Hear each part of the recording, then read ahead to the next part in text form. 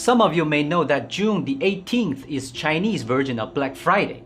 In order to sell as many phones as possible on this day, many brands choose to launch new budget phones to increase sales. For example, OnePlus launched the Ace Racing Edition, Honor launched the Honor 70 series, and we also have a new model in our hands, the Redmi Note 11T Pro. The Note 11T Pro we bought is the blue color model. You can also see a bit of red in the reflection of the light. Although the whole back panel and the frame are made of plastic, the frosted material of the back panel makes it really feel quite like glass. The camera module is different from any previous Redmi phone, but it looks a bit like another brand's phone.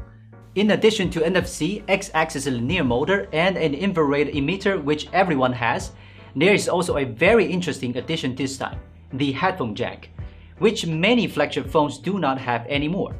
You can't expect a mid-range phone to have a great design, but as long as it can be fully functional and give us features like a headphone jack, I think it's a good phone.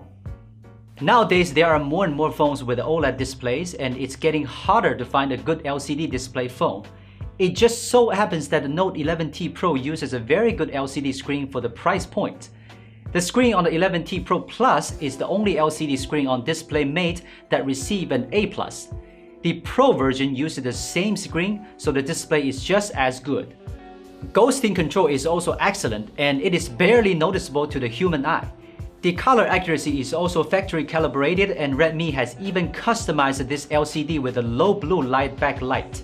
It supports Smart Adaptive Psych, which automatically drops the refresh rate to 50 Hz when you are not touching the screen. There are still many people who prefer LCD screen to OLEDs, right? That's because LCD is not only clearer at the same size and resolution, but also has full seam DC dimming, which OLEDs cannot do. Lifespan is also longer than OLED. It is a pity that this excellent LCD is a bit poor in touch sampling rate. The highest 270 Hz sampling rate can only be achieved when the refresh rate is less than 90 Hz. LCD screen's common problem is also present on the 11T Pro, which is a shadow around the hole punch area.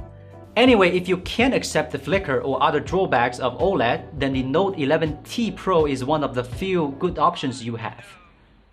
The most powerful processor in the budget phone this year should be the Dimensity 8100.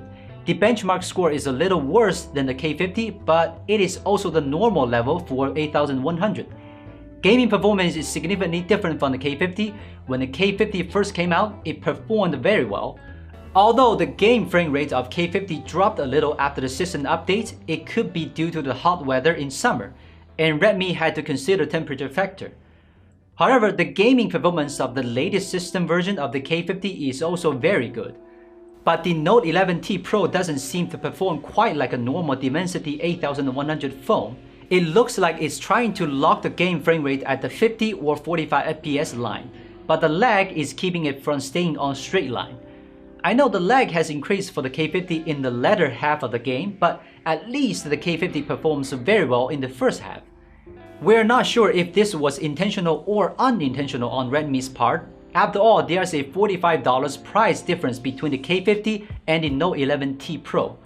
But we still recommend spending the extra $45 for the K50 instead of the Note 11T Pro if you want to play Genshin Impact. Of course, if you're just playing PUBG, then it's definitely a breeze for the Note 11T Pro. However, it should be noted that the extreme frame rate is currently only enabled in smooth graphics. As you should know, Redmi's photography has never been its strong point, but the Note 11T Pro still can take good pictures. The main camera is GW1, the same one as Mi 11 Lite, but algorithm advancements has made the 11T Pro a better performer than the 11 Lite. The images are clear with excellent dynamic range and vivid colors. The highlight control is particularly good for night scenes, which is an excellent level in the same class of phones. However, there's no OIS, so there's a possibility that the photos will be blurred in low light. The ultra-wide camera, like other budget phones, takes very blurry pictures at night.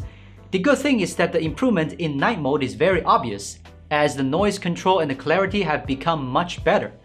The video recording doesn't give us much surprise. The main camera records up to 4K 30 fps and the ultra-wide camera records up to 1080p 30 fps. The dynamic range is average and the main camera 4K 30fps does not support EIS, so the Note 11T Pro is not a very good video recording phone. Why we didn't buy the Note 11T Pro Plus over the Pro version was because we think you should be more interested in the Pro. The Pro Plus has 120 watt charging power but only a 4400 mAh battery. The Pro has only 67 watt charging power but comes with a larger 5080 mAh battery. If you've watched our K50 review, you know how awesome the Dimensity 8100 with 5500 mAh really is. Although we didn't perform the battery drain test of Note 11T Pro, but referring to the battery drain test result of K50, it should be easily last a whole day without charging, no matter how you use it. The Redmi Note 11T start at 1,699 RMB, which is roughly $255. If you compare its specs with those of the K50, you can think of the 11T Pro as an LCD version of the K50. So Redmi is clearly telling us, if you want a top-of-the-line 2K OLED screen or a better game experience, choose the K50.